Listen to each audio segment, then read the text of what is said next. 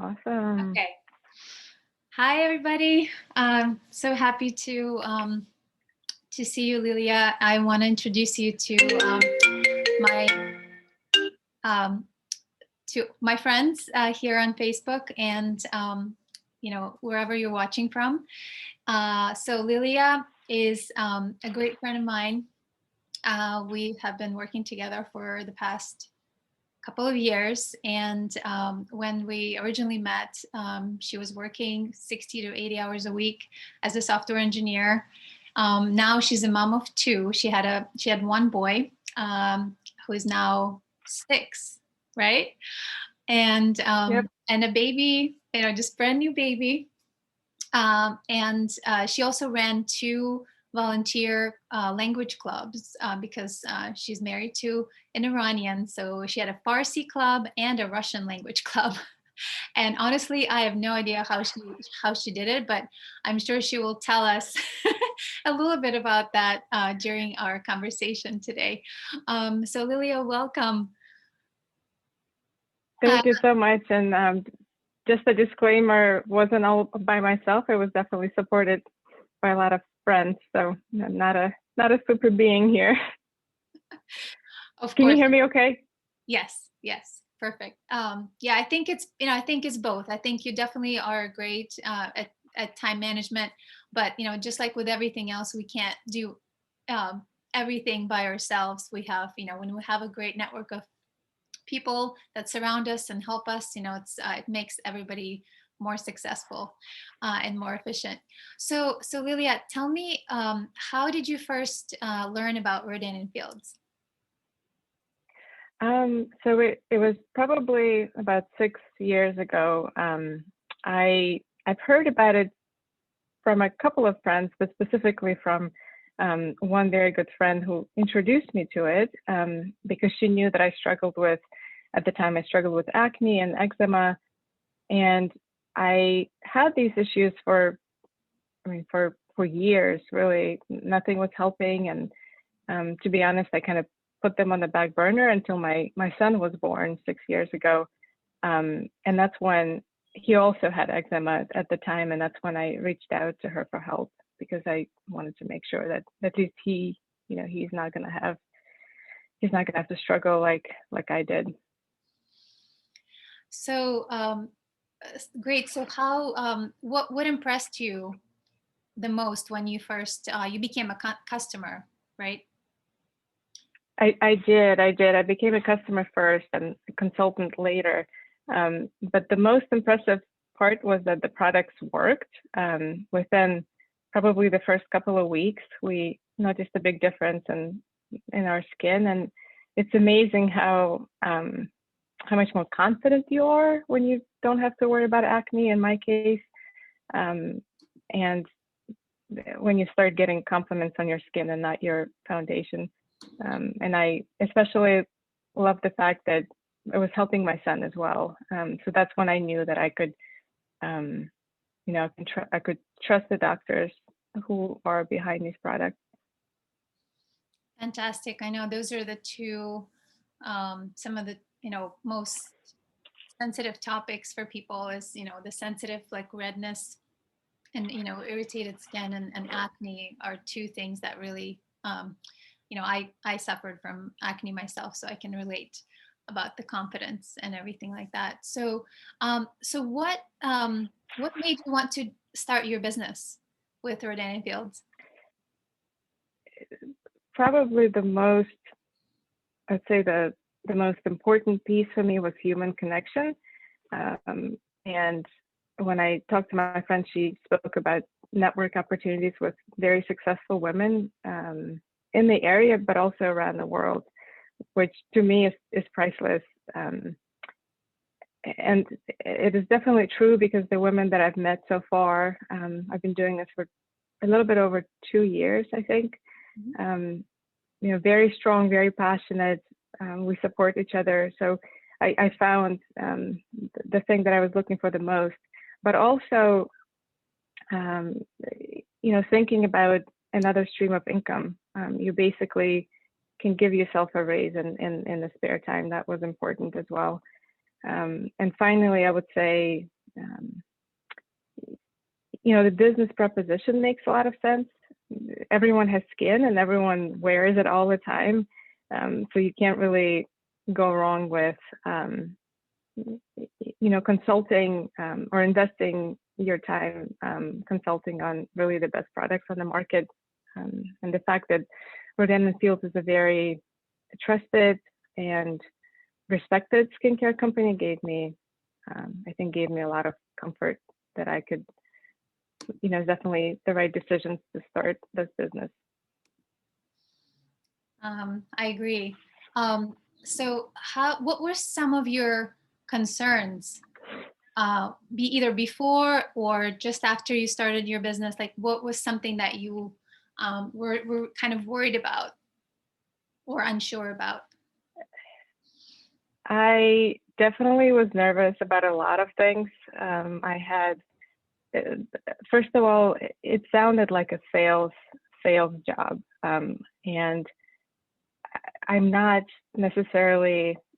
I do some sort of sales to some degree, but I'm an engineer, so I didn't think I would have the right credentials to be successful. The other thing was worrying about what my family or what my friends would think, kind of, what would happen if I get rejected. That was another thing. Trying to think what else. Oh, yeah, whether or not I would even have time to do it. Because I feel like most of the time I barely have time to sleep. And that was another thing that I would add to my plate. So I definitely had a feeling of having too much on my plate. But to be honest, I read a lot of motivational stuff, and I talked to a lot of people that I respected. I still do, my mentors, and really the main point that I saw throughout like our conversations with different people is that everything that you want is usually on the other side of fear. And so I decided to jump in and try it. And I actually learned that while it's not easy, like nothing in life is easy, most of my fears were unfounded. Not having prior sales experience didn't really, it's not as important as I thought. If you're naturally the kind of person that, who likes to give feedback on the product that you like, or services or places that you like, and you like to help people, that's really all that is needed to succeed. And to the point of kind of being concerned about what other people think, now I realize that I'm not in any way an annoying salesperson who's trying to sell something that, something crazy. Instead, it's a very, everyone that I know in this business is very authentic, and they help people. They generally help people who would like to improve their skin or who would like to make additional income. So it's definitely helping people more than selling. And to the point of kind of having too much on your plate, we are in charge of our time, right? We choose to prioritize certain things over others. And it's really, I would even say it's not so much what do you have on your plate, but what you want to have on your plate. So maybe minimizing some things that are not very useful in your life. Not to point to specific things, but I don't know, watching TV, Netflix, and maybe meaningless conversations and things like that. We all know where there's some slack in our daily life, and if we want to, we can use those moments to do something more meaningful, because you can use 10 to 15 minutes increments to scroll through your phone and be on social media, just kind of meaningless viewing of what's going on, or you can use that time to build your business. I don't know if that was a really long-winded answer. No, these are all great points, because I was actually going to ask you specifically because you have had such a crazy schedule and, so packed. I mean, I shouldn't say crazy, packed, right? Like you have so many things going on. And tell us, how have you been able to fit the business in to that schedule on top of everything else you've been doing?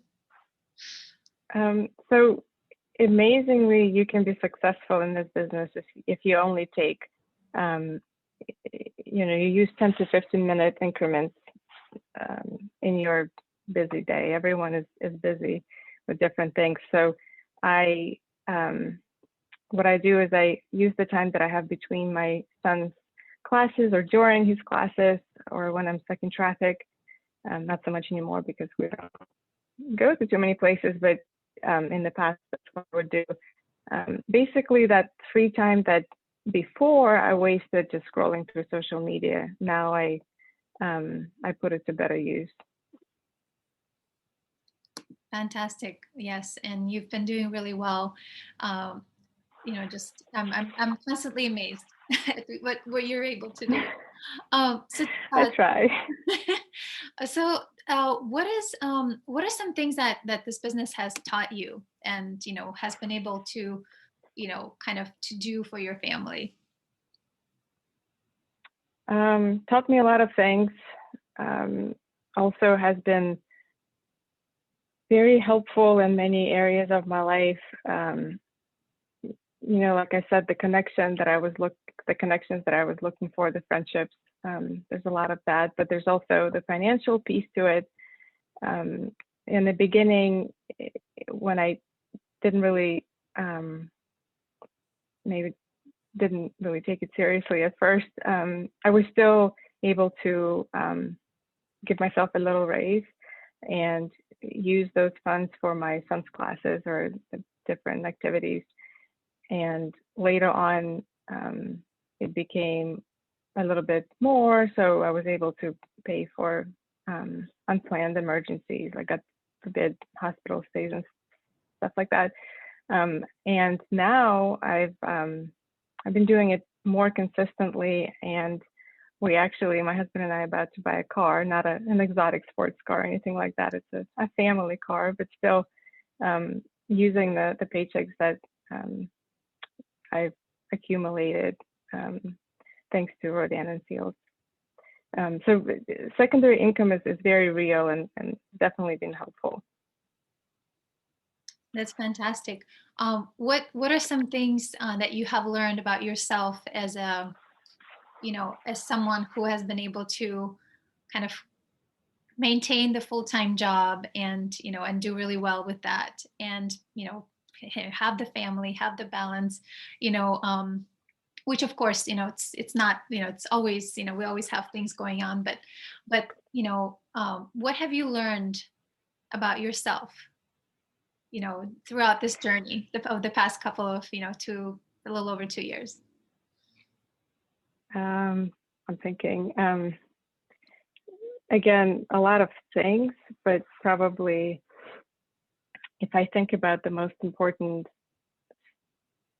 things that kind of struck me is building your success one day at a time. I forget the exact saying, but everything begins with like any success begins with a single step, and a lot of times with a very small step.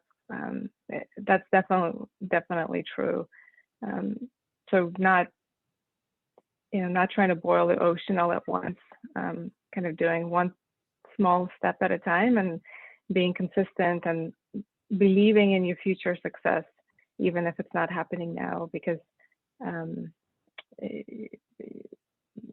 planting the seed and not expecting that you're gonna eat the fruit and vegetable that same day is probably it's probably the biggest thing that I've learned with this business. Yes, Rome wasn't built in a day, right? Exactly. Yeah. So what are some challenges that you've seen throughout your your journey so far as an entrepreneur, and how are you overcoming them? Um, Going back to what we talked about earlier, um, being busy, I think a lot of people have that excuse, or I don't know, like a continuous symptom in life.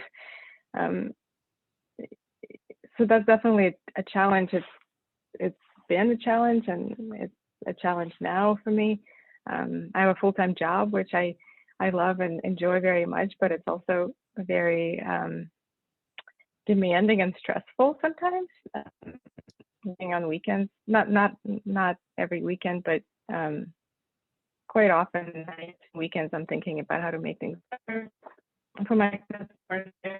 So that's a huge part of what takes my time. Also, our two children, they're still small, and um, a lot of fun, but a lot of work as well, especially now due to homeschooling and things like that. Um, Basically, going back to that same idea of what is it that you want on your plate, prioritizing what's important to you, cutting down on things that are not meaningful. Life is short, and we should do stuff that matters. I just kind of keep reminding myself of that daily or thoroughly. um, so that's the challenging part, and that's how I try to overcome it. I think one thing that and I think a lot of people see in you, and that you might not always give yourself credit for, is you're so positive. I mean, you're one of the most positive people I've ever met. And I think when you generally have that attitude about things, you're going to be successful, no matter what. I mean, I think that I see that as one of your absolute, you know, uh, aces, I should say. It's an attribute that it just makes, whatever you're trying to do, I know you would be successful if you have that positivity. Um, You're too kind. Thank you. I'm just being honest. I mean, I know, and I'm sure that your friends are going to chime in too on Facebook. Um, what I have just a couple more questions for you, and we'll wrap up. I promise. Tell us, what do you think, in your opinion, what's the biggest reason people fail in our business, Um, and maybe in business in general, but specifically, in our business? right. I have to say, it's not believing in yourself and not giving yourself enough time to see the results and enjoy them. Um, I feel like it's got to be the biggest reason, probably. Yeah, but I mean, everyone has their own story, but I think it comes down to this at the end. yeah, I mean, ultimately, I think what you're saying is really quitting, and quitting too soon, and quitting on themselves, right? Yeah. In a way, yeah. And I have to agree with you, because I think the only way really that people can fail in our business is to stop trying, and that's really the definition, right, of quitting, is just, or I guess failure is just to stop trying. Um, Uh, so one other thing. So before we close, what advice would you have for somebody who is, maybe kind of toying with the idea of, starting their own Rodan and Fields business? What would you tell somebody like that, knowing what you know now, 2.5 years, or not quite 2.5, but like a little over 2 years into the business? Right. Even before they consider, I mean, someone is probably going to reach out to them first, right? So I think just if someone reaches out to you, don't think that they're sharing Rodan and Fields with you because they want something from you. It's more like they want something for you. So that's kind of an interesting thing that I realized quite early in the beginning, that it's a gift that you're sharing with somebody. So hopefully, if you look at it that way, and if it piques your interest, I would say try it, because it's much better to try something and fail than not try it at all. And there's safeguards in place that will allow you to get your investment back if you don't like it, but at least you'll know you've tried it, and if it's not for you, it's not for you. But it could be for you, and it could change your life, now and in the future. And for me, and maybe for some of the other people who are, I don't know if perfectionist is the right word or not, but you'll never be 100% ready when an opportunity arises. So just do it. Like Nike says, just try to just do actionable things and see how it turns out. I think, I don't know if that's good advice or not, but it definitely helped me. Yeah, I think it's a great advice. I mean, because what are the risks, right? I mean, if you think about starting a business from scratch, or starting a franchise, or starting this business, like kind of I personally did that comparison, and to me the answer was clear. And I actually have started my own business from scratch, and it's taken so long. So it's nice to have that perspective, of course, but you don't have to. You can just kind of talk to people, right, and kind of get their get them to share their stories. And so, well, I want to thank you so much. I know that this these times are super crazy for you. You've got so much going on, and you've made very little sleep, and and a good reason for it. So I'm really happy for you guys, and thank you for for being a part of our amazing team, and part of my journey, and being my friend first and foremost. Thank you so much. And sorry, I'm looking at the clock, because that's what I do. I work in 10 to 15 minute increments. I'm kind of running away a little bit here, but it was such a pleasure to see you and to talk to you. Thank you so much for everything. I'm very lucky to be part of this business, and thank you for all of your support. It's been priceless. Oh, thank you.